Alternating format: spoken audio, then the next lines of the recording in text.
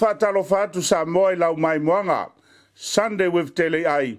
Le tātou Paul Kalame o leo ua whaasolo mo vaiaso taitasi. Samoa e maasani tautai o le namo ili si o le tai. O leo ua tai o o.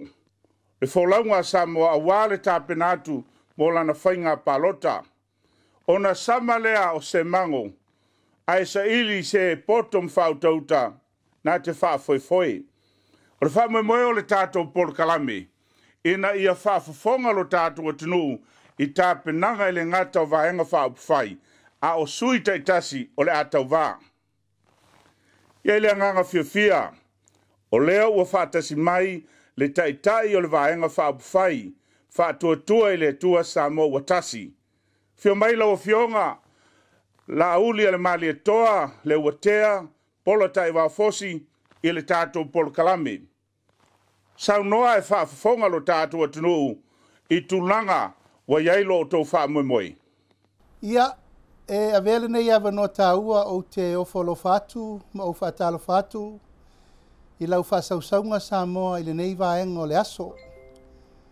Ai whaaftai le tua wa maua le nei lau tāua, I le nei fo I aso sa pati, e mawai se whaataltan noanga whaapenei, ia ma le whitalainga ia le ulmoenga, ia ona oni Paul Kalame mātango fie mani ava noe le au maua, wa maua il tātou mawhitanga le nei tūlao le aso.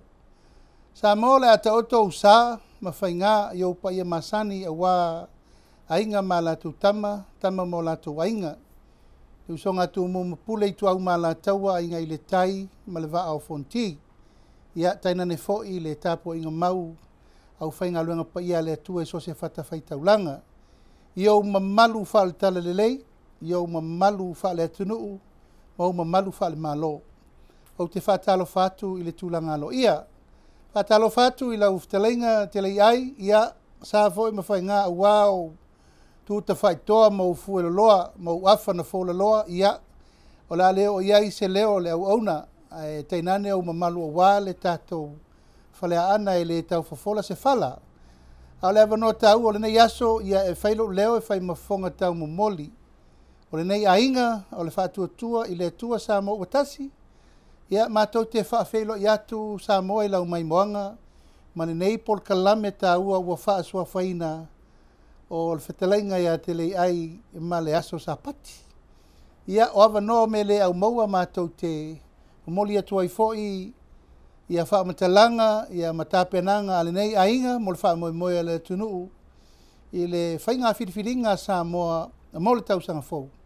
Ia o mātou manatu o se lao le leile nei, ia e watu ai fo'i se upu ma se tala e ala I le tapenanga, o le whaamoemoe o Samoa, I le whainga whiriwhiringa o a tātou faigapalota. A le nganga whaaftai, ia o mātou manatu wa le nei lao se teimi wa o tamua atu. Ia se teimi o nā ua wai umatu lea o sui, tauva uma o le nei ainga, po le vaenga whaupwhai. Ia ina ia whailo a wā fo I le sila mai moa. A Samoa ia I lātou e ua si ia ao, I lātou te o mai e tau awa mea le tūlanga o le faigapalota le tunu. Ai mai se le whainga whirwhiringa o loloma nei, I le lua afe lusu tasi. Ia ma whaailoa. Whaailoa o lātou tangata ia mawhioanga masuafa. O mea o la atau vai. Al tūlanga whanga e tiana le nei tai ao TELEIAI, ua maua le nei lao ta ua tate e whisila whaiai ma le ngā whaalalo. La uli le mali toa, se e sau noa, o whea ua iai tāpenanga le vaenga whaupwhai ale fast, talu o na whawai. Samoa o le savalia nei le 5 masina talu o na whaatulai le vaenga whaupwhai nei malo na whaawaina. Ia e tasi lava lona manulauti, malona mafuanga, ia ona o mea ua tutupu si o tātou atunuu, ai meise fo'i mea sa aawhiai tūlanga ta upwhai o malo. E leo to e nāma se laina fo'i tūlanga sa iai I whaafitauli ma mea uma sa tutupu I futia ua sola maso walu. Ia ai meise ai fo'i tūlanga o manatu malangona I mata upu o ngonga sa tūla I mai totonu o le palemene. Ia ua manatu ai ia e whiritanganga pēle tō whā ma le whautautanga. Le malelenga momoli ai mai se le fionga. Ina ia whaatulai se vaenga whaapufai. E mawhai ai o na tūlai mo le whainga whitwhilinga Samoa mo le lumana i palota tele o lolo manei. E leo toi nā fo i maselaina i lau Faafofoga Samoa i le nei vaenga o le aso. Ia ono ni mata upu e manatu ai e fia whaise sao ta ua i le whaaua wina o le wala wina i to tonu o le maotafono i tia whau. E le to e whaamatala ina fo i le maota o le atunu, o le maota o le tanga mamanu o Samoa. E lipo iai upu matala ma mea uma o lo iai le whaamoe moe upu whai o malo. Ia ua manatu ai i le tūlanga lo ia ua tatau o na tūlai mai se eisi whainga malo e lua ai tūlanga o le whainga malo o lo iai nei. Mai tau Samoa ia ua tātou tūla i nei i se tūlanga ua tasi le whainga malo i tono le tunu. It's a one-party state nation now. Ua tasi le vaenga whai o lo i to tonu o le tātou palemene. Ia ua manatu ai ua ho'o ai nisi tūlanga tātou te le i mana o mia tele. Pe tātou te ho'o i se tūlanga e whesiringi ai le tūlanga o tāti ai le pāleni o mea uma ma le whamaoni. Aua o matu manatu. Ia e peo i e le lei ai le whaafoifoina o tūlanga upu whai o malo. E tatau lava na lua pe tolu ni tū o vaenga whaafofai tu tono le palemene. E sa usi ai lafo inga ma sa usi ai mata upu uma a wale lau liliwina upu whai o malo. E le ngata la i tūla fono e whau le maota wale atunu. Ia au le lufi ina o le tamau ainga o le atunu. E le to e nafo i maselaina tūlanga fo i watato wo iai i le tele o manatu wa whaalia le atunu le nei vai tau. E le ngata i tūla fono ia ua fisiringi ai fo i po ni tūla fono tala whengai pele ai. E le ngata fo i tūla fono ua fausia. Ia a olo iai le fesili tua po tūla fono nei e fausia e mawai se file mua le tunu. Po ni tūla fono fo i e fausia olo ua iai le finagalo le tunu. Ia o nai wha masino si o tātou atunu i whelafulafo inga ma mea uma o lo fai. Iai fo inisi o tūlanga o whetena inga o manatu malangona i le wafa awhenga iai o le malo, ma le ekalesia, o le wā o le malo, ma li imwhai pule, ia ma wā i le malo i te tonu lava o vaenga whai i te tonu o le palemene o Samoa. Po manatu ai lava ma le anganga whaaloalo. E le te tau o na toi tūla i le menei o se tasi o se vaenga whai te tonu o le palemene o Samoa. Te tau lava na iai se vaenga e tūlai ia ma whaamau popo foi ma avel whaamanatu. Ia ma avel finau i le tūlanga whaaloalo ma le tūlanga tala whengai. Ina ima nino se mata upu. Ai pe e le tau whai atu sa mo i tūlanga fo ua TELEIAI le whewesia inga o mata upu fo ina o tūlai e se ai lava mai le vaenga whai sa o tau tuai, o le vaenga whai pui ai a tau tangata. Ia ua manatu ono le tūla fono lava o faigapalota. Ia ua TELEIAI leo ia o whainga whaavae. Ia e meise le wafa a whenga iai o le puipuia o a ia te tau a tangata. E meise le mo tele se la whai. Ia ua manatu ai lava e te tau o na whai se swinga. Mo le talitonunga e leo se whaatau matatao. Po se tūlanga e whai nisi whinaunga tātou tele manao mia. Ai ua manatu whaatasi ai ma le 5 sui whaolioli po sui whaatutu nei ua anga i mai le tunu. O le mea pito i sili lea o na le lei mo le tunu. O le anga i o seisi vaenga whaufai. E lua i vaenga whaufai to tonu o le whaalanga maia. O le tala noina upu whai o malo. E le ngata i lea. Ia ona ua tātou vaia fo i le tele o nisi o swinga te tele ua o mai. E le ngata le nei teimi o le tātou te tau mawhai e lau li liu le tamau aingo le tunu. Ia a ua uru fale mai manisi o whaamai sa le te taun te topu. E pe o iai nisi o le nei tausanga e le misela sa tātou whenga iai. Ia o le nei ua tātou whaafeiloai ia le COVID. Ia manisi o me whaapena. Ai o le mātou taritonunga. Se o le tele o 5 mai le venga. Ia ma le tūlanga o le tele o soa lau pulenga. Ma whaafsoa inga, ma whesua inga i mata upu tāua o wale manui o Samoa. o le manu lauti le na e manui ai sio tātou atunu. Po o whea lava e anga i aitu langa o whea lafo inga ma whinaunga ma mea umai. Tasi a le manu lauti ia manuia le atunu. Ma ia wha tonu wholau fo i le sao le malo o iei nei. Wae e le wha pēr fo i o ia i mātou se ato toa i tai o le teimine nei. O te taofi e a mātou nei a o tupulanga o lalovaoa Samoa mo a tai ao le tunu. A ua mātou manatu ina ia whai seisi whaavae fau mautu, a wā i lato uma o loo fia ngai mai e tautua le tātou atunu, i upu whai o mālo. Mātou manatu fo i elei seisi e tū whamaunga. Fuata malona lou, tai malona tautai, o le tai mata inga, ai whapenaso mātou langona.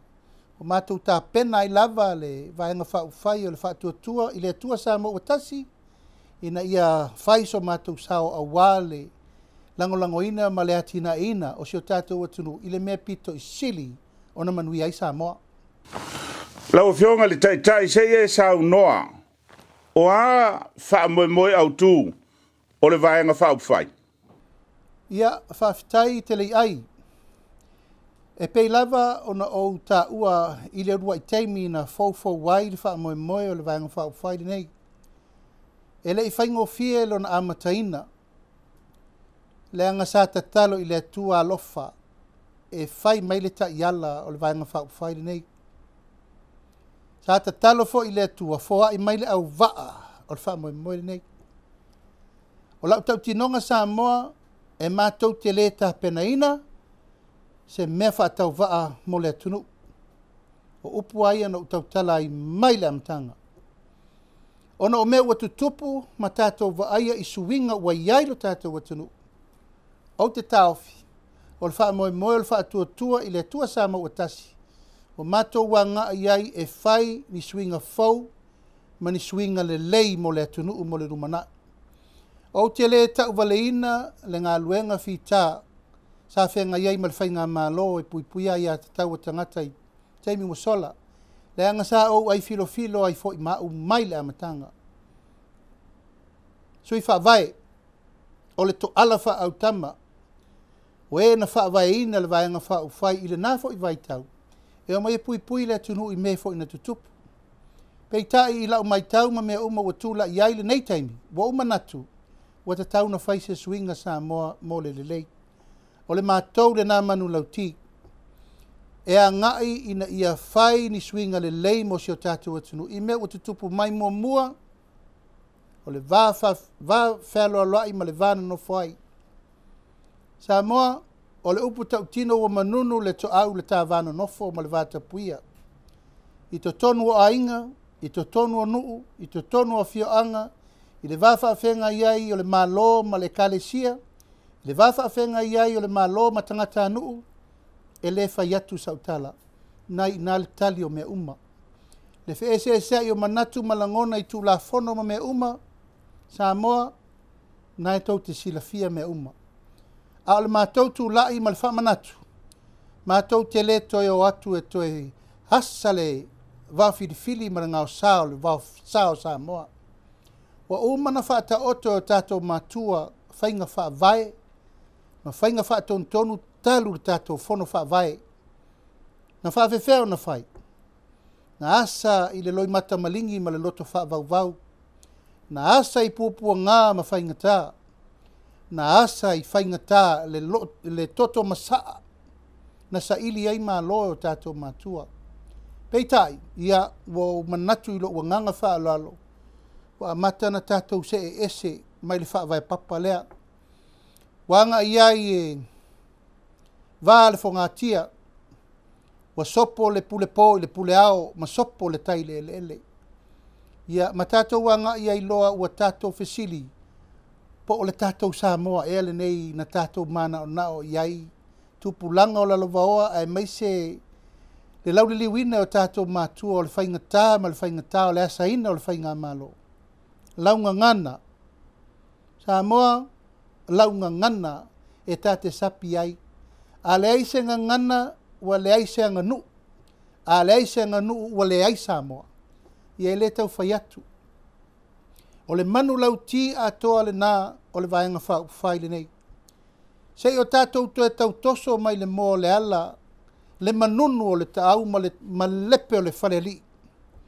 O lou a inga, o au tangata nuu, o lauanga nuu, ma lauwha kerisiano, o le tātou matafa ioi tau ave whaatasi lea.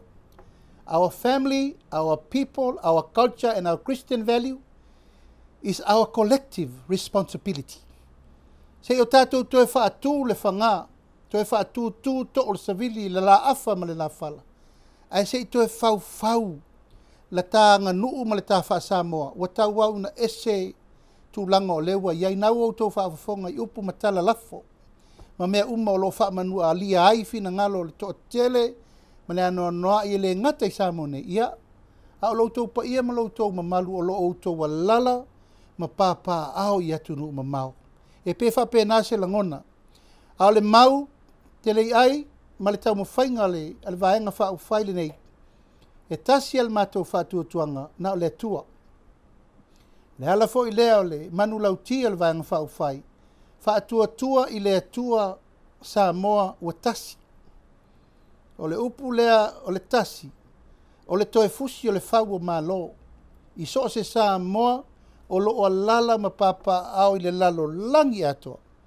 Ia e maise le pa ia ma le mamalu a inga ma tama ma inga. Whale polo tofinga o lo mātou no nofo ma wa aile atunu. Ia aua nei toe te ele ulunga pe whape atu o tau o tangata au maumana nofo solo. Ma upu whape na o lo lafo atu. Ai pe whape na se langona.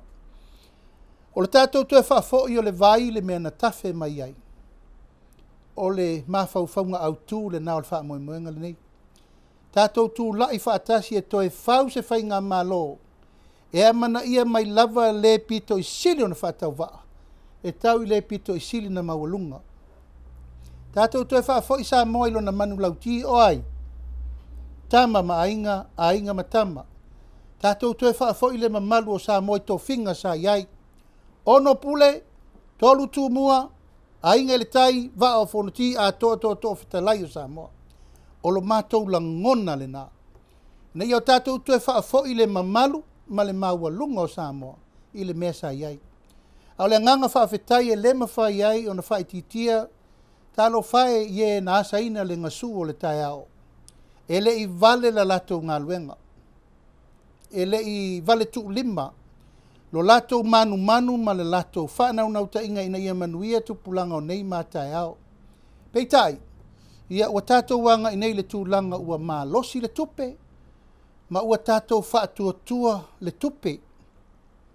Money is a tool, not a master. Tasi ale master na o le tua tātou te whaatua iai. A o le nganga le nāma le wha moe, o le vaenga wha uwhaile nei. Mātou te le wha mawalulunga TELEIAI, te mātou te mana na o fo i ati se olo. O le tau mwhainga ale vaenga wha uwhai le wha tua i le tua sa mo o tasi. Mātou te o le va amanu malo. Molo wangang wha alo. Sau noa o ani si vaenga o ave ila o... Sa moa le tunu pele, e le aisesi na te toe asa le vau filifili o usa ma whainga. Ai tau wien o wha poi vangana. O le nganga ma le wha moe, o le tātou ainga fast, o le fia tau tua le tunu. Tasi a lea manulauti o lo mātou whana nau iai. Ai mātou te tatalo fo i mātou te leso na whaia se me tasi. E le i fesili atu o nai nāle tō wha ma le whau tautanga. Le moe ma le malelenga, ai maise le fionga, ai maluai le tunu. O le whauwhauina o le lumanai manuia o Samoa, o le o tātou a ao. O le pule, o le nā e i nā Samoa.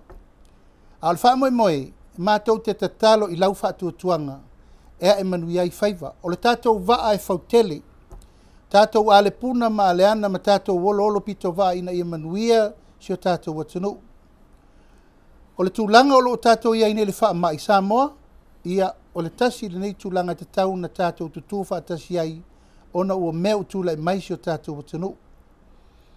Tātou te leilo fo i tau lumanga o le finagalo le tua. Ai wo o mai nei wha mai oti mo tātou, o lau lea te talo, i tātou tutu wha tasi ma tātou fo ia le nei wha fitauli. Lango sua fo i ngā luenga ma mea uma le tātou mālo, ma le wha moe ia tafi e sea le nei wha mai ma tātou. A o fuafuanga mo le anga i atu i le lumana i Samoa, mātou te whai mea wha longo i le mea iai lo finagalo. O a fo i tātou fuafuanga ana i atu mo le whai ngā whiriwhiringa le atunuu, Samoa o nai i nā le pule atu o toa. Ai peo na ufai atu, mātou te le whaia se mea tasi e au noa, ma lautou whaala tō whaala inga, ai meise lautou pule tō, e ma whai eina a maile whaatu tuanga, e whai ei mātou mau auna, mo le whai ngā māloa Samoa mo le numanai. Whaaftai tele le ulmoenga mo lo uawa noa, la iai wha mo le neipol kalame tā ua mātou te fia e whaali, ma whai loa atu ia Samoa atoa po whele tafo le lalolangi. O mou mai ele nei whaasala launga, ia ma watu fo i sui fau, o e whato a tauva le whai ngā palota, ina ia maua le latou lao, e whaafeilo i atuai latou, ai alofa tele atu si o tātou watunu whaasausaunga le nei aso, ma le talitonunga toi maua nisi avanoa se tele whapenei, ia maua lautou TELEIAI, ai meise le whenga iai whaiva matiute, ina ia manuia le tātou polkalame tā ua o lewa amataina, o TELEIAI ma le aso sapati, soifua mai manuia. Leo le avavai foi mai ona whawau leo le tātou polkalame, au mwhai ona momoli atu Sunday with TELEIAI, ona o le lango mai a company nei.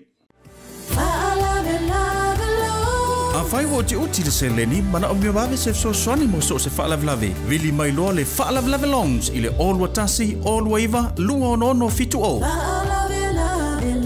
Olua tasi, olua iwa, lua ono fitu o. Matala noa i le fionga ia tofilau esta tofilau, mo sau no ngā tupi, e iai ngā whapitoa.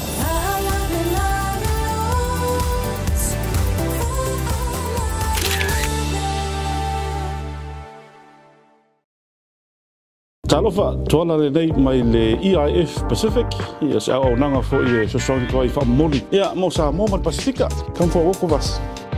Se i whaale po fo i ngisi au nanga o sosongi le EIF mwhainga, sosongi koi fo ingi whamoli fia abe mo Samoa. Pale mo makalonge, se lauru o lima mo Pasifika mo Samoa. Make special, ia, mamako pusa i e kol se lau. O lei kaunteina Samoa i, lei kako kalo ma ulu ma koko mai Samoa. Yeah, ole sila kako warehouse there, the EIF, kasi there, yeah, ole sila this is cool. Happy to let you know that in the new year, January the new year, we've got our new building here in Wiri, Manukau. EIF continues to show its support for our customers and the work that we do. So join us in January. Malo lava, this is Teravili, former Manu Samoa rugby player. If you're after a great quality used car, please come down and see me. We're at 314 Great South Road, Marerewa. We've got lots of great cars here. We've got V6s, V8s, Holdens, Falcons, 7-seaters for the family. If you're looking for a great deal, come down and see me. We're at 314 Great South Road, Marerewa. Our phone number is 09 2677 877. So if you're after a great deal, come down and see me. God bless.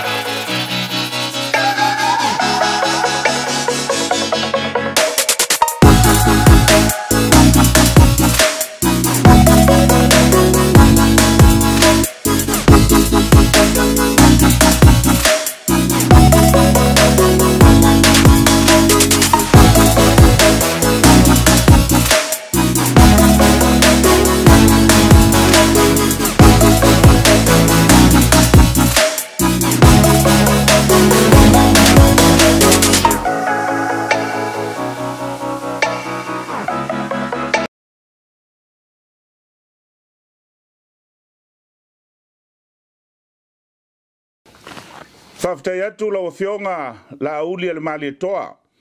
Tai o le vaenga whaupwhai al fast, whatuatua i le tua Samoa watasi. Leo whatasi mai le tātou malo, le tofa ia la whaitele Patrick le i ataua. O se suituai o le pale mene o Samoa i tia whau. Ai o se sui foi, a wale wha moe o le tu malo, a la taua i sifo. La whaitele se ie fitalai, manino le Faafofoga le atunu, o afio anga o lo i tonu o lo tautu malo. Se taimi o atu la sa mātou tala i afio anga fo i o lo o afia le nei tu malo la la tau i sifo. Ai avea ia le nei lao ma le nei avanoa mātou te whaapatai ai i le tua i le nei fo i vaenga o le tai au ma le nei lao. Ia ua mawhai o na tātou wheroa i TELEIAI vātu le Faafofoga lo tātou tenu. Te whātalo whātu poi i lau tāpua inga Samoa a mata mai i maunga te tele se ia pa ia le whāna witi. Whātalo whātu i le pa ia te oe ainga whapea fo i lau whawhalu purunga tu mua mapule i ainga o nofo, ainga o papa, ainga o ma ainga na tawha i whā. O te whātalo whātu poi i le tu wai. O le au whainga luenga te tofia le tua, le pa ia le au whainga luenga i safa lepa. O loo whanau manu e le ngata i le atonu o New Zealand. Ia ai whapea fo iso se tafa. O le neila lolangi o loo maua mai ia ala tātou porkalamere nei ia ma tātou whasalaunga tu sa watu i Samoa nei. Whapea leo sa mātou tala ia avea ia le nei lao ma le nei awa noa. O te whatalo whatu ai i loo i tu malo pele o le ala tau i sifo. I le afio anga o whale lima, le pa ia le nofo a whalu pea mainga, ia whapea fo i lau talenga le fonga o papa, lau talenga fo la sa tama whainga, ia ma le nai tu o le tāla taua. O te whatalo whatu foi, i le pa ia mawalunga o sio tupu ta foi, sio nu o tupu ta foi, le afio le usuali ma le tama le malo, lau talenga moe mausu, ia ma le nai tu o le tāla taua, whapita o ngafa sa mātou tala i luno pele o ne yafu. Le pa ia awa le fio tau ili misa mo le oi a la tai fo i lau to fale ngoa o tapa au lava ia le fano o tama ngoa lo lua sa tau tai lua ta titi mana ia mo to ia fai ia fa pe fo i le maua lunga o le ala taua le tu vai o fale tua matausi sa wa mo mai tai fa pe fo le valasi mo tino mai ia pa ia le au fai nga luenga te tofi lo fa no manu mo le sa fa le pa e te tonu le tatou tu malo ia awa lava le tua malona finagalo. Whapelo sa mātou tala TELEIAI vātu le Faafofoga lo tātou tenu. O le tu malo le nei o le ala tau i sifo e au fiai whale lima. Ia whapea fo i tupu ta foe ma si unu pele o nei afu. Ia lea ua u whatalo whalo i atu. I le tāpua inga so o le tai tu malo. Ia o lea ua iai fo i le whamoe moe. E pei ona iai le tai au nei e whai atu sa mātou tala ma sa mātou whaapatai. Ia e tu sai foi ma le unga le whaamsinonga e pei ona iai ia le whaamsinonga le asana nafi ona nafi. Na lawina ai ia le unga le nei tu malo. Ia lea ua iai le whaamoe moe o le a mātou seu tāpuai. Ia ona o tu langa foi o le whonga le malo e le to yo o iai sa mātou tala. Pau le nganga o le tai au le nei ma sa mātou langona e vai. Ia mātou te whaapatai atu i lau tāpua inga le ala tau i sifo. Lau talenga forsa ma le nai tua le tānu o whale lima. Ia whapea fo i lau talenga moe mausu lau soli i ma le tama le malo.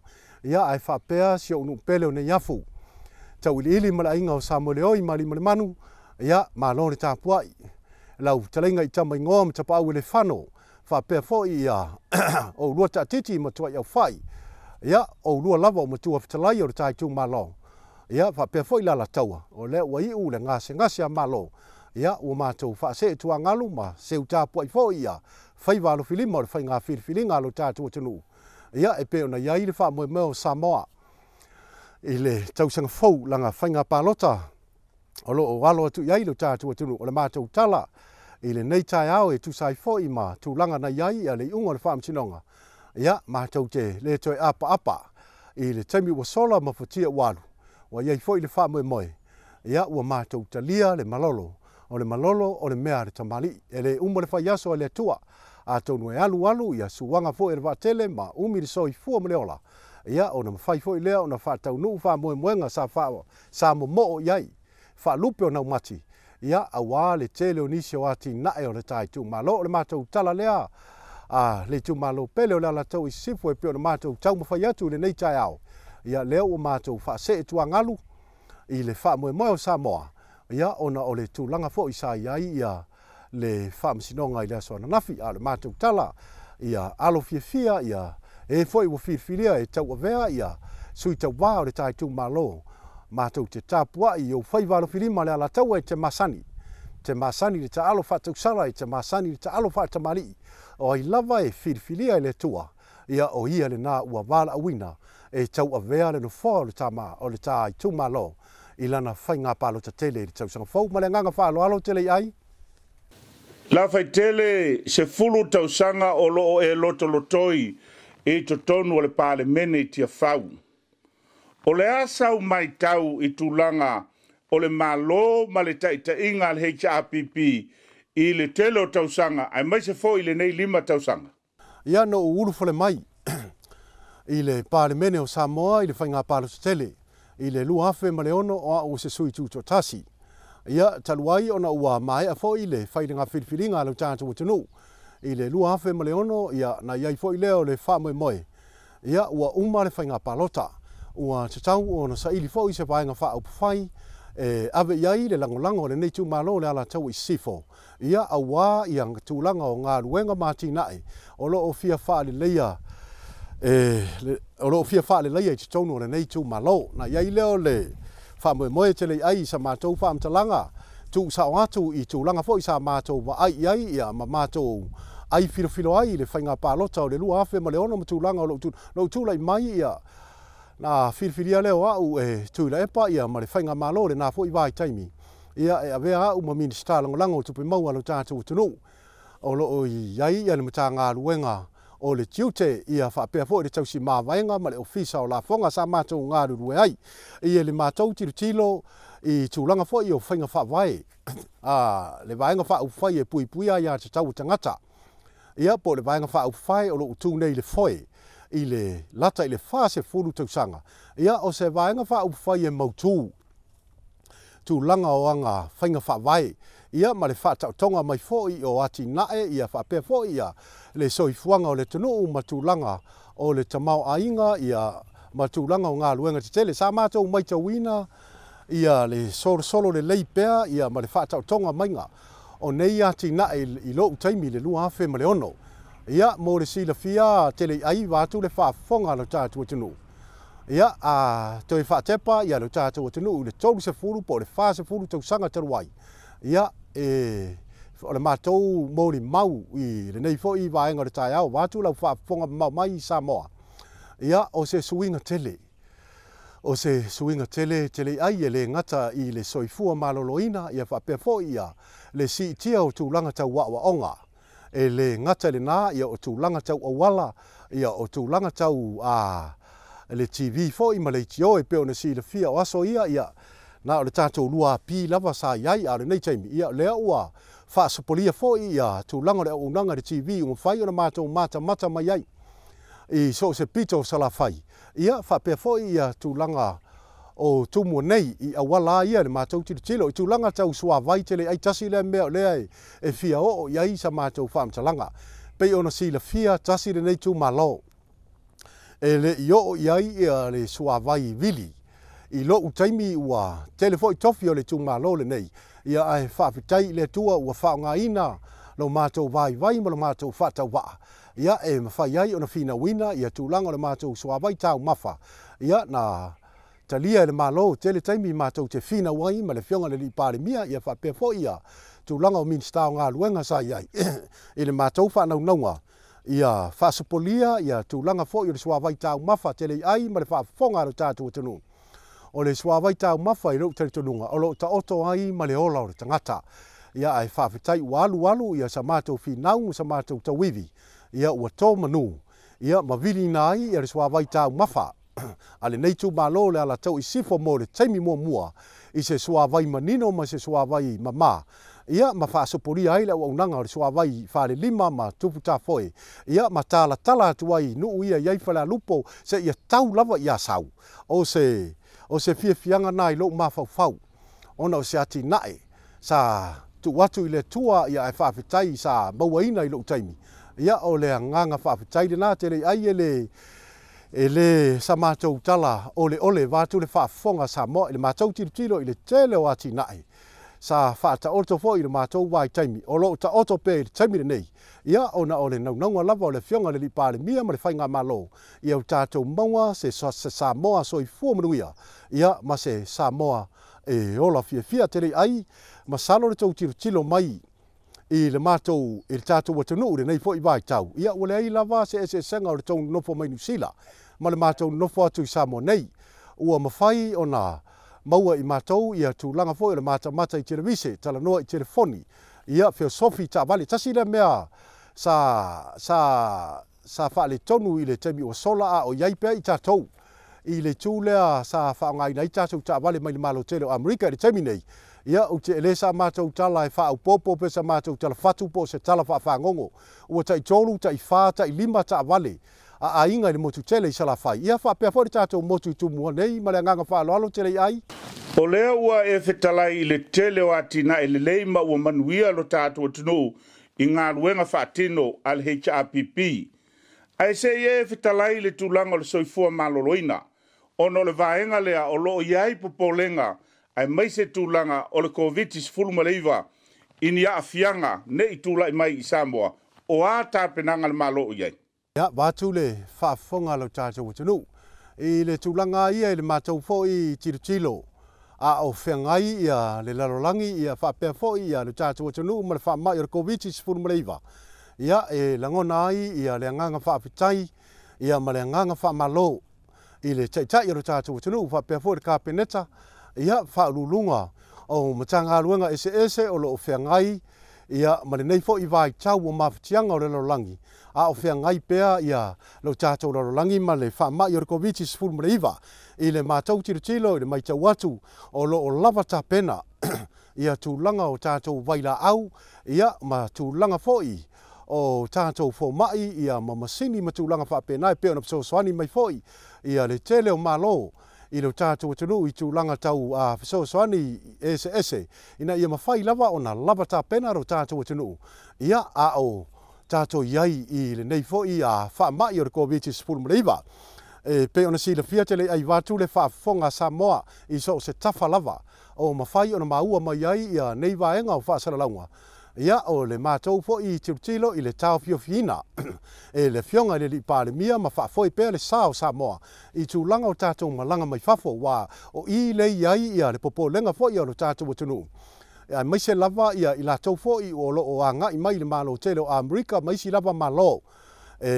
O lo o te TELEIAI le whaamai lewa iai fo i le whaamoe ma o se tūlanga tāle whia ngai lea. O le tau fiaina lea o le whainga malanga mai le malo tele o Amerika.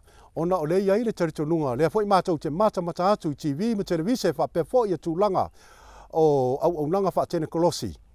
Ia o lo o te tele le whaamai. I le mātou taritonunga, mātou te whaamalo atu le teitai o le tonu. Ia i le tau whaa. A whaatupu ia whapea fo i ia se whautautanga tāla whea ngai. Ua mawhai ona tā whia ai ia le waalele lea. Ia ai se iai se si taimi ona whapea lea. Ia ona toe longo alo ia atu i o tātou tangata mai whafo le mātou whautuanga. Ia ono sa i le whaiaso le li. O le mātou te talo i le tāpua inga Samoa. Ia i le taimi le nei. Ia mo i lava lea ua tau maua mai. Lea ua iai ia ngase salupe tasi pe lua. Ia a olo o lava. Ia tūlanga foi o mea whai ngā luenga ma le tāpenanga o le foi ia whasoani malosi mai ia le tele o malo whapere malo Nusila. Na ia mawhai lava o na maua se la veai. Ia o le whaamaioti pe o na whea ngai mai tātou le mātou tala lea TELEIAI ma le nganga whaaloalo. E whaafitai atu i lau tō whaa la whai tele Patrick le ia taua mo le tātou Paul Kalame. Ia, wawai foi mai wha wau a o i la tōle nei o lo langolangoina le Sunday with TELEIAI. A whai wo te uti le se leni, mana o mea wawe se so soani mo so se whaalavlave. Vili mai loa le whaalavlave longs i le olua tasi, olua iwa, lua ono fitu o. Olua tasi, olua iwa, lua ono fitu o. Matala noa i le fionga ia tofilau esta tofilau, mo sau nono ngā tupi, e iai ngā whapitoa.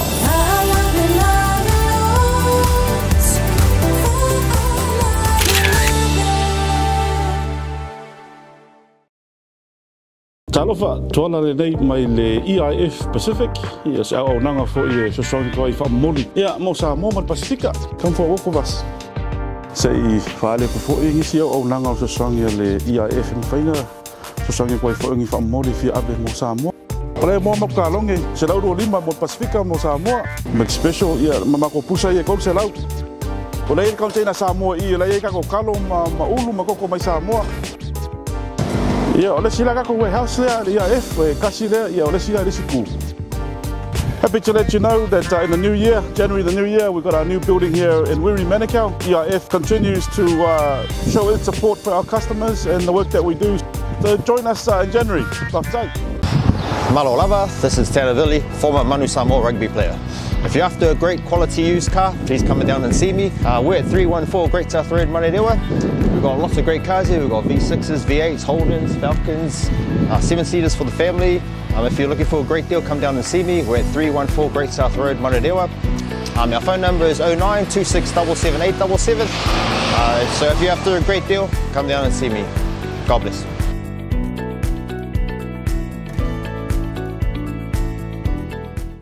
Kia ora, talofa lava, malo lele. My name is Benjamin Makisi and I'm New Zealand's leading international tenor, and I'm back in New Zealand. Leading up to Christmas, I'll be doing 3 shows, Songs from the Heart, in Wellington on the 28th of November, in Auckland on the 5th of December, and back down in Porirua on the 11th of December. Please come and see me. There's songs for everyone, songs from the heart. Malo pito, tofa, soifu.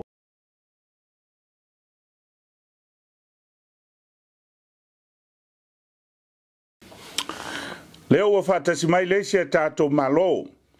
Le tofa ia vaa wao sa lu malo alofi po. O le sui tauva a le vaenga faafai al fast. Mo le tu malo nganga e maunga numela mua. I lau tofa sa le aula. Se ie fetalai ma faa manino tulanga o fioanga o lo itutonu o lo toi tu malo. Ia e mole atu le whaftai le nuenga tu se foi mole nei avanoa wha auro ua momoli atu ai ia se vaivainga a lo whaafonga ta pua i foi Samoa i tawhai fia o le nei kilope le ngata i Samoa i nei lo tatu atunu ia e whape foi ia Samoa i so o se itu e fia o le tatu lalo langi nei e whatalo whatu ai ia e le ngata i tatu malu wha ale atunu tai nane foi ia tapua inga i le tala lelei, ia o le malu foi wha le malo, o se o matou tu malo, na ua e vangana whatelai le muenga o nganga e maunga numera tasi. E whānu o e iai, e amatatu la i se o matou nu lea iuta o patamea, na lo o fio ai ia la wano malainga sa la wano, ia e tainane fo i to fio li, la ta iai le whale ana, ona so atu lea masamalai ulu ma maunga lo la whale lua le lea la tele. E a fio ai a la inga sa tuala. Whasino lea ia tuala malon whale sifulu, ia tainane fo isa la malon whale valu. Ia e fio ai fo i lo la tau maupu ma le usoli ia olitia. Ia tainane pola pui pui e la uingoa.Ftalainga ia te vanga ma vai whale, ma le malu ia sa le mulianga. A o le nuu pito itai o lo iai ia sa le aula. Ia o inano o whanau mo wolai, o le afio anga e afio ai ali e lua mo la maupu, ia tainane fo i le usoli, sa pe sta lala ta iai oe sa le aula mo lo whale tufunga mo lo whaatufunganga, o le pule tō tamai, ia e tumu lava i le alofa, ia o se o mātou pitonu una e le nganga e maunga numera tasi. Tu sai fo i male whaasili tu langa o le ase mafuanga wa laina iai se vaivainga, e tau la mua lava i lo u tangata le tāua o whatoanga. O na tasi le tu malo ai sila i ai whawhanua Samoa, e matua lau wao la tau lau whanua o na tele le lava, pe ina iai mta vanu na pā whaalua, ma ngā i mai maufitia nisi vaenga, ai o lo o tele lava i o na ia lau ele ele. I le taimi nei le muenga o na o lau te taitaifono i le societe lau whai whatoanga sa la whai. O lela matou te ngā lulu e me tau whatoanga. O lo uana tau tonunga e tua i ailo matou tu malo, ia wha le leia, le ngā tai whale a tai nane fo i lauta, ia matua toto le koko, o le popo, ia tai nane fo i ola le leia le ava, o le whatoanga i le talo e tele, ia talo lo la uatu ia tunu i fafo, e ala lea i le matketi o lo whaia sa vai, le frozen taro le TELEIAI le whaiai ia po o mamea ia whapena fo'i na ngai atu ia aliki ma fua mai tātou talo. Ia whatasi fo'i ma si tamasaina o lo ofisoswani o le mātou pitonu la le si pitonu le lei tele ia le talo e mai ai nā sa male ulum pata mea. Ia whatasi msa le aula. O lona winga e le leilo na lau whanua. Le ngata fo'i le taun toi wha le leia ia le tūlanga i le ngata i whale. O nei le lei tele le papana i solo mea pe i ona wha ngota tuai tūmua nei. Ia ona wha solo atu le a whaloa ma tūlanga wha pena le ngata i whale. E mtuata mao a inga lava pe ta iane. E leo iai ni wha ngota i tutonu o le matutu malo le taiminei. Sa iai wha ngota yaso o sola ai ua wha ititia lea la oa. Ona e leo iai ni tangata o toe la ngona i la tau le wha ta waino le vaenga. Lea la iai la lo tūlai mai. Ona sa uola mai au e whaile wha ngota le matou a inga le ngata fo i le te telefonua o te ioe e te tau lava na tangi lima. E ala le toe wha o ngā le lei o tātou lau whanua. Ia whatasi fo i ma le ngata i whale. Ia pei o vaenga ia o te iailo o mo onga e te taun toe wha le leia fo i a tūlanga tau a onga o lae le lei whale a onga. Ai mo o mia le anu whale e ala le whai a onga ina i mwhai toi si tia tūlanga o a onga ona mori sila fio Samoa no a onga mai lava o le a onga mawalalo asale aula. Manga i mai ai ini a onga mawalunga i polu nei manga i atu i Faafofoga i New Zealand ma wha o mai a onga i Australia e mafua ono le leo te pena ino loto i whale i tutonu o a onga mawalalo i Savai ia po le mātou tu malo te minei ua uti i tamaiti e pasi ia la tō a onga ona sa yel taimi na onga lue ai i tono mātou a onga ma whaile tutorial tamaiti ma walalo tele tūlanga me tau a onga te minei e le o se tala e tau ane ai matua mauti noa e ala lea i le pasi mai o tamaiti mailo mātou tu malo e mafua e le o le leil te pena ino whai a onga. Ia lau a fionga le tātou Kalame o lo taimua, lau te lainga leo muenga, o se vai vainga na o leo te ioe taunu wha le leia lo mātou tu malo. Lau tau wha wa au. O lea o lea e tau wā le vāenga wha upwhai a le fast. O lea le mea wai e filfili ai le wha tua le tua Samoa watasi. A o loloma mai ia le nei a 5 tausanga o le paia inga le nei la wha o mātu. Sa fono ai vai tutu. Ona ua watu se avea i le malo o le AAVS le no fo sa le aula. O le fo na iai o nganga e maunga numera lua. Mai aisisila iai ia laufutalainga le muenga. O le tasiva ono se fulu na pae ai lea wha moe moe. A o loloma mai le tātou sisinga fua i le avea le o tātou malo tuma oti tuto tasi. I le tasiva ono lua. Mai susu enga ma maututu. Sa iai le nganga e maunga numera lua o sa le aula i Savai, ma sa le aula i tumua nei le wha ingo sa la mumu, sa iai lo latu no foa. Peita iane ina wo atu le longo o le AVS, sa la ngona lo mātou wha anonoa. TELEIAI, sa o i le fatu le ti ngā. Na matua mātou maofa pe ai sea ua mafua ai o na whai nei suinga. Le ua ono se fulu tausanga i le tausanga le nei, mai le tasi iwa, ono se fulu se i o mai le lua afe lua se fulu. A o lea, o le aloloma atu lua afe lua sumatasi. O le a le to iai se no foa o sa le aula na o sa le aula. Ua vavae lo matou sa le aula i tumua. Lea iai sa la mumu. Lo matou tu tino e pele iai matou. Ua tipi mo tutulou, ma momoli atu wha apipi atu. I le ainga malosi. Mafuanga na e tangi uu ai le fatu. Ai AVS sa le aula o le pule. Na mua i malai. O le pule whaavai. O le rua i pule inu ma lepel whaleli o le male atoa i fongaa ma lie mwai to e lau. Ua momoli mai whaapipi mai i le ainga sa tuala. O i nana fua mai aise la ngona o vaa o ao. A wafo. Wasilinga tali seuna mātou fono whaafia i vai tutu. Mātou toi fono malai tau ave i vai tutu i salamumu. Na mātou toi fono whaatasi fo i leo whaafaa. O na mātou momori leo le mau i lunga o le komiso e sue. na whaapito au ngā whae sa i lia le sao ma le moni ma le mau tutu o ia mau, ale malo. Ma lātou tau tino ai, lātou te talia le mātou whinaunga. Talia ai se a, mafuanga nei na mātou ave iai. Mua, o le pule whaavae sa le aula, ma walai lava le numera im whain ia tūlanga tau palota. O le a nunu le to au, ma whaamamaina lo whaasino manga. O le a whaamamaina le tāua o loutupuanga, ai sili ai, le tūlanga le o so tanga. O le ave ese sa la mumu mwhaapi atu le ainga malosi, ai tu mai sa le aula whaapi mai ona whenumia iai leo le whau. Ma o ina sa whinau maua iai si o matonu i le malo. Ma natalia leo le matou mau, ma momoli atu ai le kapeneta, peta iane, whaapupula o whaamtalanga, leana la unga whaapitoa ai la uli al male toa, pe whaafewhea i le malo na ve ese sa le aula, ai tuli ai, male kapeneta, male palemene, ia la uli. O le afuafua la le na, a whaila iai sesi, vaenga whaupufai e la vea ina sa le aula, o lou tali tonunga, ua na o le whaatua tua i le atua, Samoa tasi.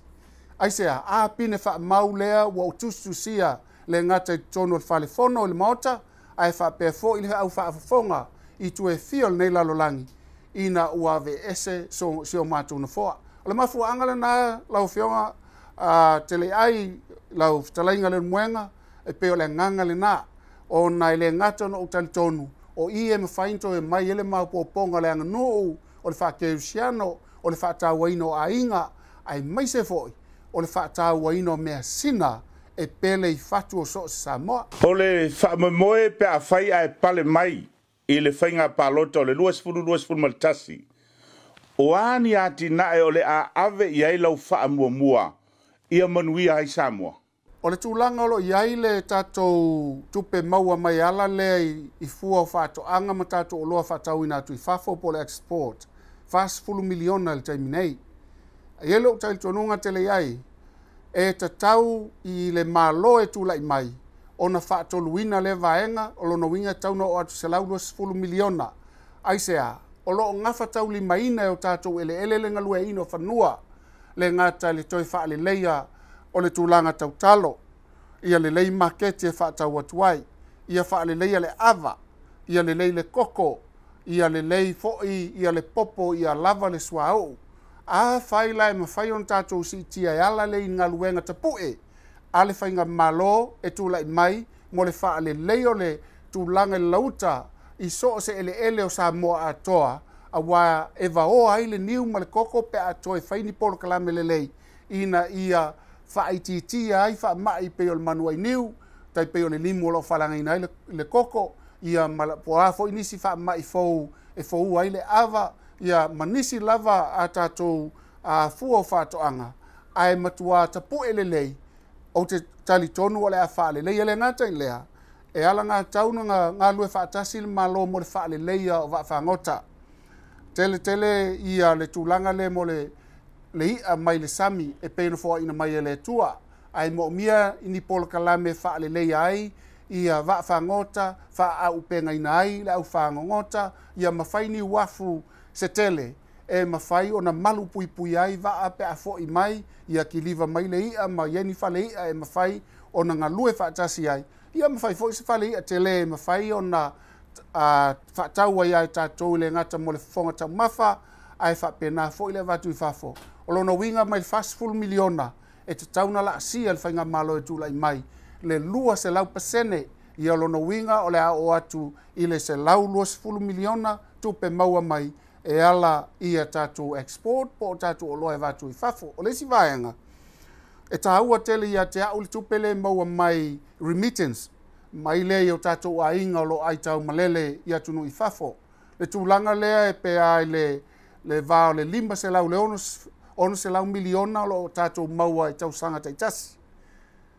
O le a e se tali i le lātou lūlū, na mātou sele i nei Samoa ma mātou manuia, e le o se taimi ele nei e tau i atua i lātou, e tusa ai ma le lātou ngā luenga whita, e le ngata e tapu e nei o lātou ainga i atunu mamao, i le malulu, ngā luenga, whau la tō whale, whale leia ainga, e ka le sia, au lea fo e toi manatu mai le whaatau wa ino le vano fo ai, ma mātua i nei, ma ainga, e ka le sia, o awhio anga, o ka se alofa i nā tele. Ma au te ioe, o se fuafuanga le lei, ma se tasi lea o anawa tau ale tātou whaatua tua i le tua sa mo e tasi. Ina ia palota mai o tātou ainga i whafu. E leisi whainga tā le muenga.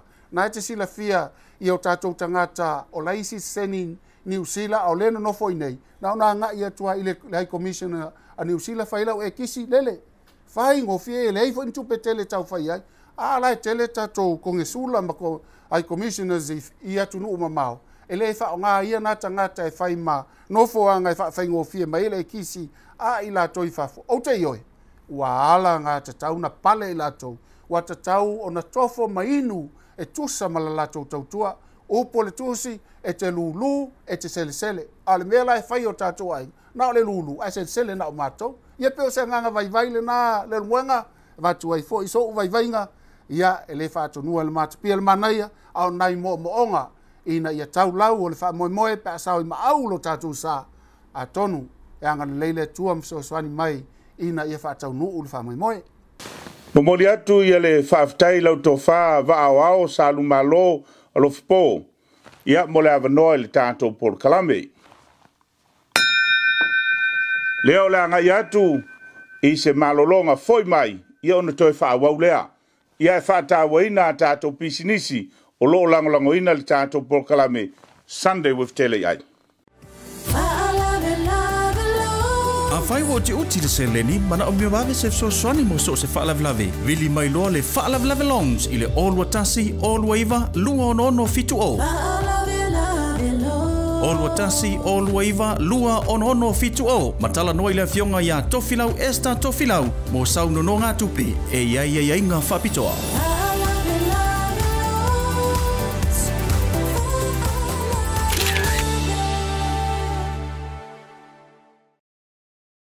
Talofa toala le nei mai le EIF Pacific. Ia se au nanga fo i so songi ko i whamoli. Ia mo Samoa man Pasifika. Kam fo woko vas. Se i whaale po fo i ngisi au nanga o so songi le EIF mwhainga. So songi ko i fo i whamoli fi abe mo Samoa. Pare mo maka longe. Se lau lima mo Pasifika mo Samoa. Make special ia mamako pusa i e kong se lau. O lei kaunte na Samoa i lei kako kalo ma ulu ma koko mai Samoa. Yeah, ole sila kako warehouse there, EIF, kasi there, yeah, ole sila risiku. Happy to let you know that in the new year, January the new year, we've got our new building here in Wiri, Manukau. EIF continues to show its support for our customers and the work that we do. So join us in January. Malo lava, this is TELEIAI, former Manu Samoa rugby player. If you're after a great quality used car, please come down and see me. We're at 314 Great South Road, Marerewa. We've got lots of great cars here. We've got V6s, V8s, Holdens, Falcons, 7-seaters for the family. If you're looking for a great deal, come down and see me. We're at 314 Great South Road, Marerewa. Our phone number is 0926778877. So if you're after a great deal, come down and see me. God bless.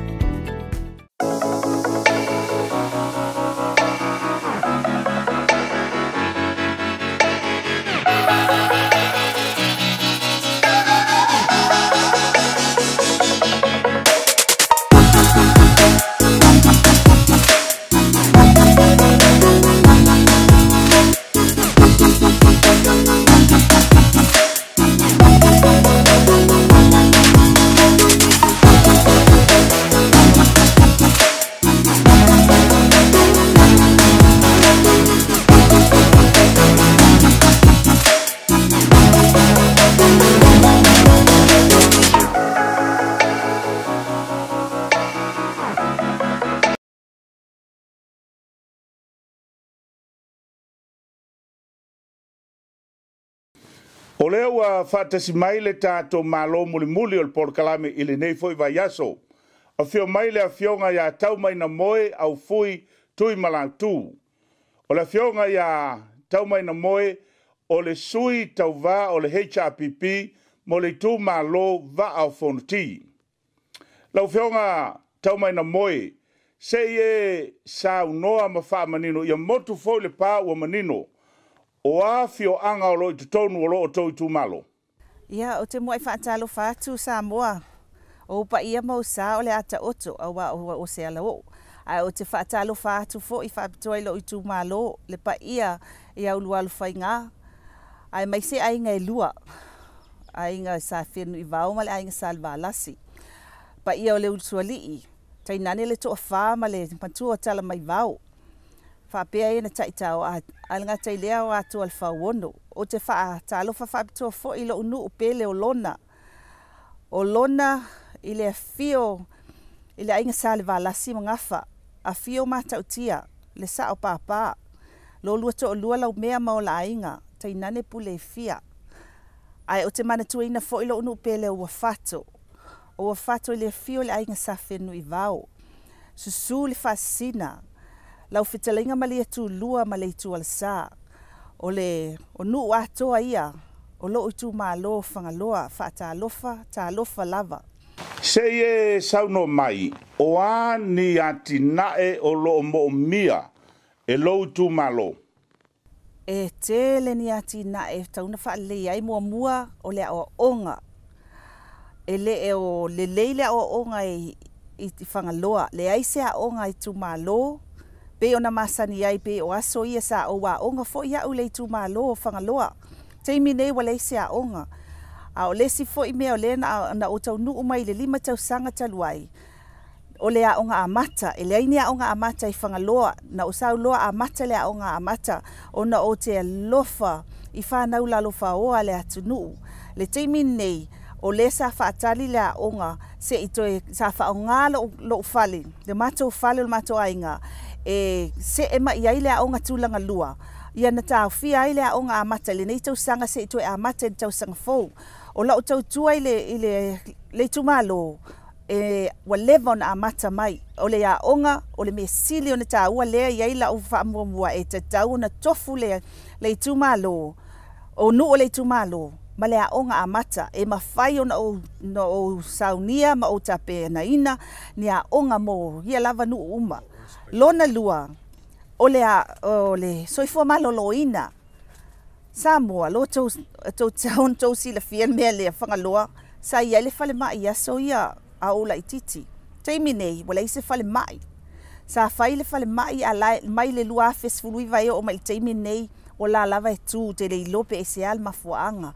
O le mele o la matua i mana o mia lava. Talu ai, a o tau si sila le mea i whangaloa, e motu e se a whangaloa mai a upolu po Samoa atoa. I tu la atoa, po le lua fo i tu la e sa wai pe a saul fale mai. Ia pia nei, pe a tili mai se mai. Talo o fai a whangaloa. O fai vau ai e maloa, o fai vau ai e whalo lo. Ile le ai o se fale mai. O lesi tu langa o te fia pai ai. O ni ngā luenga whaavai taimi. Tangata fia whai ngā luenga. Tele le tupulanga ma tele tangata. O lo fia maua ni ngā luenga ia pia nei. Po o atunu ufo i fafo. E ai lalo tu mai mfaina o fisosoani ai lava tu langa o se melea. Tele le tupulanga ile aini ngā luenga. Talo fai. O lesi fo i mea o te fia pai ai. O le whanua lea o le tumalo ia fulilo. O lo o tele na fe esesea i mai isi i tumalo. Talu ai le whanua lava nei o fulilo. E mawhai o na usa ilia ma o fisosoani malosi. I lea lava whanua o lo o tele na femisa i ai. Au lo whai ele polo keti ale malo. I lea lava whanua. Whaftai e fo i le tu malo. Ona o le lato whanua lea po o lesi pita o le whanua lea o lo o whai ele. Le pawa. O lo o tele ai tupe ale malo. A wale ai ma se tupe a whangaloa mau mai ai ia ele. A wai pe o na tātou i loa. O lo tātou tofi lea mai lea tua whangaloa. E mawhai o na o whina wina. O lesi fo i tu langa. O maketi, me aluanga i aile maketi i ai tātou ava. O le ava o lo o tele le ava i whangaloa. Ai peita i ane. E ta tau lava na i aini maketi anga i fafo, atunu i fafo. E tau na whaavaina i Samoa. E mawhaifo na o sa ilia. E alu atu i aile ava whangaloa wa lo o tele le ava i whangaloa. O lo o mau o ai whangaloa. Ai peita i ane le o lava le maketi. Tulanga ia lea e mawhai o na whaamua mua o lo mana o mia ngasili lea. Monisi fo i mea. O lo o mana o mia ai e whangaloa.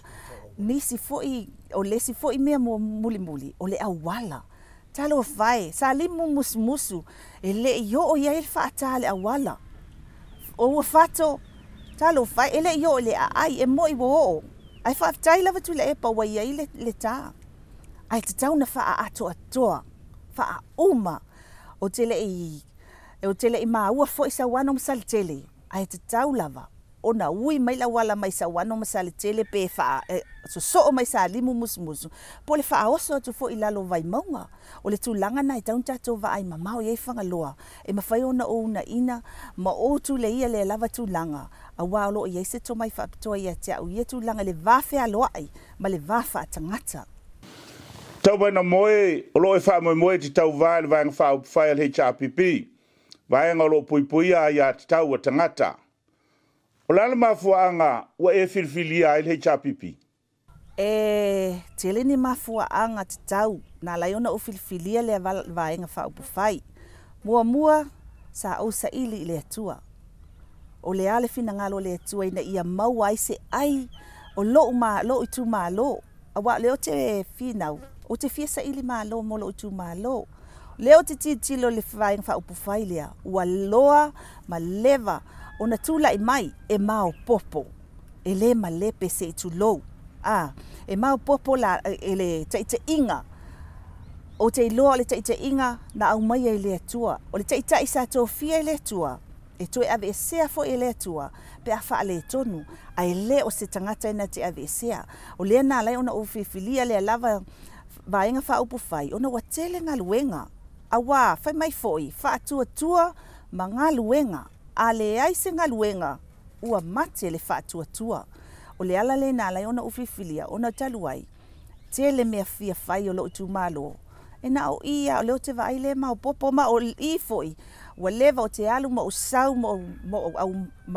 au to va mai le tele o taimi o tau sanga te itasi ua te le swinga o le atunu te le o lala na wa ufia no fo ai o te tilo wa maua malava me i nei pe o mea nai fafo le mesa o iai le wo sa wo fia fona fa pipi fo iai i le vai nga fa upu fai ina ia tili ina fa na tu ma pu ele le malo ai meselo o tu malo o te fa na nau lava le tu malo le na lai ona o filfilia le vai nga fa upu fai e mautu le fa vai mautu fo i ona fa na unaunga al ngata leo le taitai o le taitai toa ma le taitai filfilia le atua ia sa noa a fai e taulo fa moe o ani atina o le a e silsile toa iai ia wale manui o le tunu ato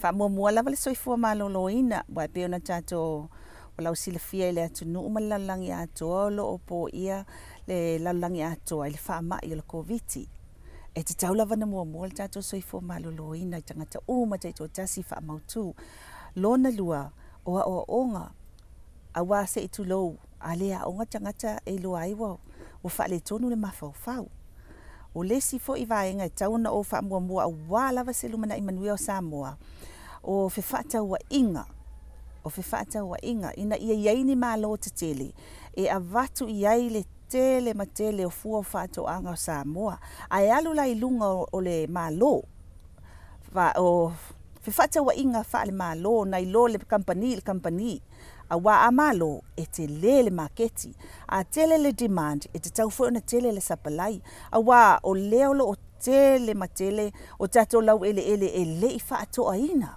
o lela e te tau na fa to te tau na ngalue ina ia mawai mafai ai ni fale ngau si mea i tu tono nei atunu e avatu ai fafo e sawa ile tupe tele matele lo i fafo e te tau tato au mai nai lo le toe vala au atu i fafo ia mātou sai fafo toi titi le taimina o iai fafo toi titi vai so uma o te lafo o te wha momoli o te sau tausanga ta i wha tausanga o lo wa lofa mai ai fai mai le tala la o toi ina tau mai na moe au fue te fio te alu i fafo a o lalo tatou koko ie ma lalo tatou niu ie le tupu ma le tu ma iei miliona ta la ale wa o toi sau O walu fai le koko, whaapau le koko, whaatau atu.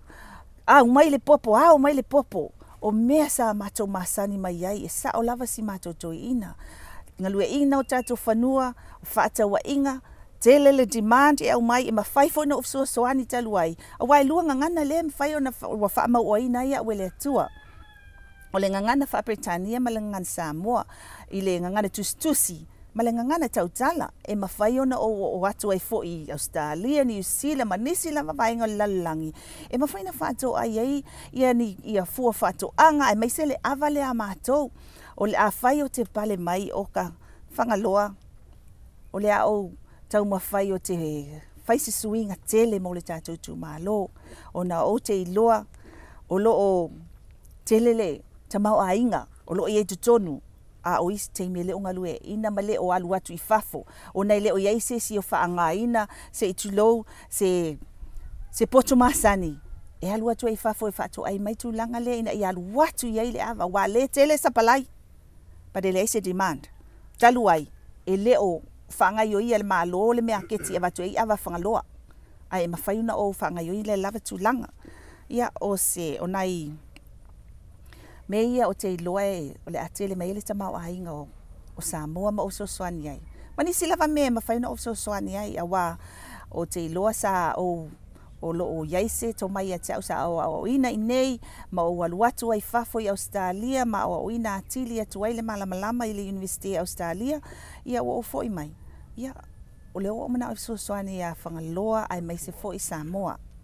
E momole atu le whaafteitele I laua fionga tau mai na moe au fui tui malatu I le whaasoa le tātou porkalame I le neiva yaso. Samoa e se lilia sa vesi leo I le nganga o le whaatalital noanga. Ma o le nei porkalame pei o no tau Faafofoga o lo o tuu avanoa I tuu mai lua. Wa yaso lo momua e whaawau lea fuafanga. O le titalo le tātou porkalame ina tu avanoa lau mai moa ma lau Faafofoga ai sei whaasoantu I la tau wa iei le whaamoemoe mo le faigapalota 2.2 malitasi ia whaimalu le tāpua inga lo tātou atunu a iei le whaamoemoe tātou te toi whailoai I le teimi lava le nei I le vai aso lo mua o TELEIAI le nei ma le porkalame Sunday with TELEIAI. Soifua.